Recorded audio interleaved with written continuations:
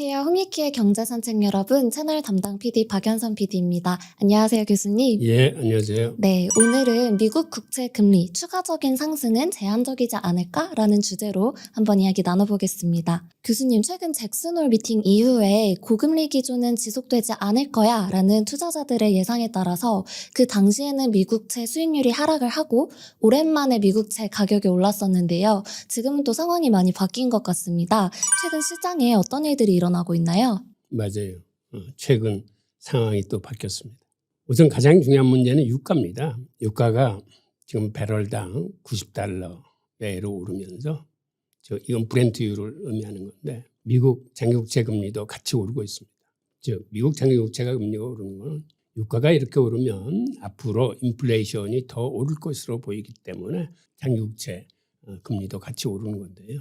지금 이 그래프가 오늘 새벽에 보인 그래프인데 미 10년물 국채 금리가 4.3%를 장중에 이제 돌파를 했어요. 즉 이제는 심리적 마지노선을 계속 뛰어넘고 있는데 이러다 보니까 20년물이나 30년물도 당연히 같이 올라서 20년물 같은 경우는 4.56%, 30년물은 4.37%. 사실 이거 보면 이게 뭐 뒤죽박죽입니다. 우선 10년물이 4.3%면 20년물이 4.5%는 이해갑니다만은 그거보다 긴 30년물은 또 20년물보다 더 낮은 4.37%로 형성된다는 게 이게 사실은 순리에 맞지 않습니다. 그만큼 이 시장에는 지금 인위적인 개입이나 혹은 헤지펀드와 금융기관 간의 지금 힘겨루기가 이 장기국채에서 빈번하게 지금 나타나고 있다는 걸 의미하기도 합니다. 우선 유가 상승으로 향후 인플레이션이 다시 오를 것이 점쳐지고 있습니다. 그런데 이러한 지금의 유가 상승이 이게 일시적인 상승이 아니고 사실은 사우디아라비아가 경제 성장률이 점점 떨어지고 앞으로 해야 될 핵심 산업들이 많다 보니까 아마 작심을 하고 유가를 끌어올리려고 하는 그러한 감산 조치를 지금 단행하고 있습니다. 즉 하루에 지금 사우디가 수출하는 물량 자체는 예전에 비해서 한 20% 정도 줄었어요. 그렇게 줄이고 있음에도 앞으로도 더 감산을 하겠다는 것은 유가를 크게 끌어올려서 그들이 벌어들이는 돈의 양 자체를 이제 늘리겠다는 의미인데 문제는 여기에 오펙 플러스나 러시아도 가담하고 앞으로 상당 기간 이러한 고유가 정책을 끌고 가겠다는 의지를 나타내고 있다는 점입니다. 그래서 이번에 유가 상승은 이게 일시적인 상황이 아니고 앞으로 구조적으로 더 가파라질 거를 의미하고 있기 때문에 사실은 인플레이션에 크게 경종이 울린 거나 다름없는 거죠.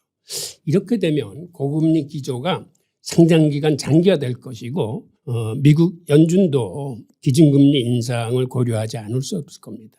그리고 이렇게 유가가 오르면 지금 보는 바와 같이 시중금리가 같이 따라 오르기 때문에 이는 사실상의 금리 인상을 의미합니다. 네. 현재 20년물 금리보다 30년물 금리가 더 낮은 건 정말 이례적인 현상이네요. 하루빨리 유가가 잡히면 좋을 것 같습니다. 그런데 교수님, 미국이 하반기에만 국채 1조 달러 발행 계획을 가지고 있잖아요. 현재 고금리 수준에서 국채 발행은 그만큼의 이자 비용 부담을 이제 증가시킬 수밖에 없을 것 같은데 그럼에도 앞으로 국채 금리가 올라갈 수 있을까요? 지금 같은 상황에서는 앞으로도 오를 것으로 보입니다. 그 이유는 첫째, 최근 클리블랜드 연준이 실시간으로 예상하는 8, 9월 인플레이션 추정치가 8월 달에는 3.82%, 9월 달에는 3.84%로 6월이나 7월에 비해서 상당히 올라가고 있는 모습을 보이고 있습니다. 이게 9월 6일자 업데이트된 수치인데 즉 이렇게 연준이 추정하는 CPI 금리도 이제 오름세를 타고 있고 게다가 아까도 말씀드렸지만 지금의 유가 상승이 일시적 요인이 아니라 앞으로 상당 기간 고착될 구조적 요인으로 자리 잡을 가능성이 커지고 있습니다. 다시 한번 말씀드리면 최근 브릭스에 신규로 가입한 사우디가 감산 정책을 아주 강력하게 밀고 있습니다. 그리고 여기에 발맞춰서 오펙 플러스 역시 내년 말까지 감산 기조를 끄고 가겠다고 발표했을 뿐만 아니라 러시아도 여기에 동조한 형국입니다. 즉 이렇게 국제 유가가 오르면 인플레이션은 당연히 상승하게 되고 인플레이션이 상승하게 되면 기준금리는 물론이고 시중금리 곧 국채금리도 오르게 됩니다.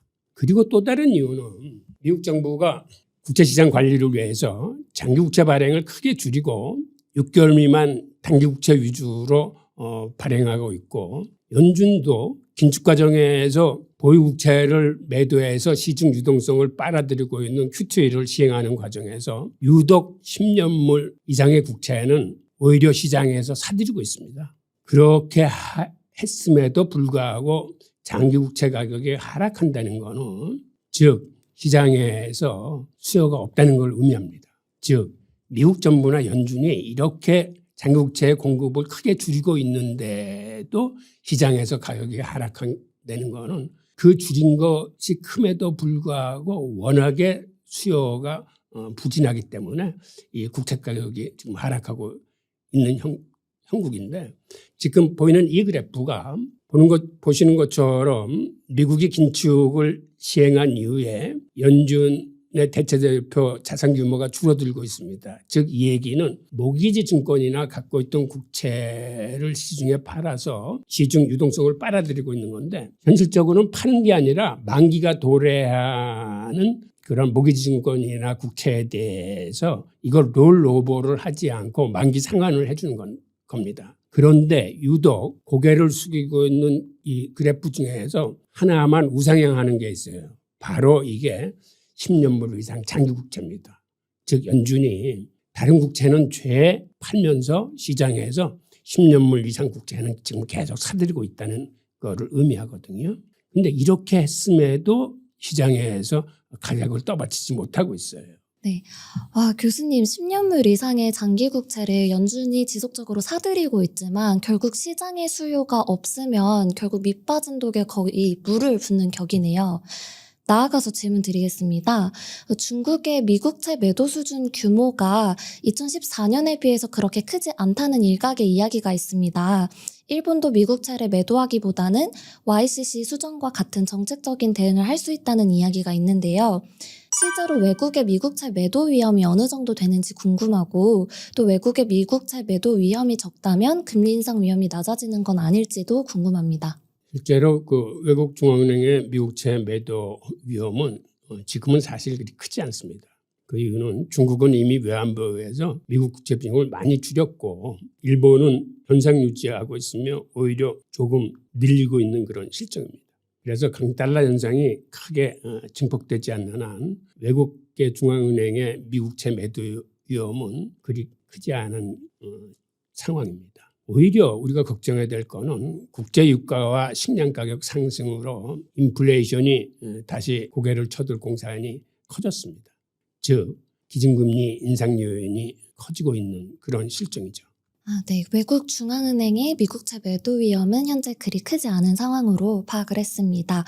이제는 조금 더 다른 측면에서 살펴보고 싶은데요. 현재 모기지 금리가 7%에 달하는 만큼 그 충격이 상업용 부동산에 고스란히 스며들고 있습니다. 미국 상업용 부동산 대출의 상당 비중을 지방은행이 차지를 하고 있는 만큼 고금리가 지속되면 은행 위기가 더 부각이 돼서 고금리 기조가 제한이 되지는 않을까요? 시중금리가 오르고 고금리 기조가 지속되면 말씀하신 대로 은행 부실이 더 커져서 은행 위기 가능성은 더 커집니다.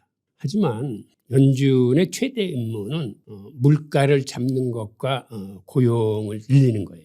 그러다 보니 연준은 은행 부실 문제도 신경 써야겠지만 그보다 우선순위가 인플레이션 억제에 있습니다. 때문에 고금리 기조는 당분간 제한되지 않고 앞으로 상당 기간 계속될 가능성이 더 큽니다. 네. 연준의 우선순위는 은행 부실보다는 인플레이션 억제에 있네요. 네. 마지막으로 교수님께서 생각하시기에는 현재 고금리 제한 기조와 신호가 더욱 많은지 아니면 고금리 상승 기조와 신호가 더욱 많은지 궁금합니다. 어떤 기조가 앞으로 더욱 크게 작용할 것이라고 생각하시나요? 지금처럼 유가가 이렇게 가파르게 오르고 있으면 이 문제 해답은 쉽게 말씀드릴 수 있습니다. 현재는 고금리 상승 기조와 신호가 더 많은 것으로 보입니다. 네. 오늘 연준의 우선순위 그리고 연준의 행방에 대해서 자세하게 알려주셔서 감사합니다. 감사합니다. 예, 맞습니다.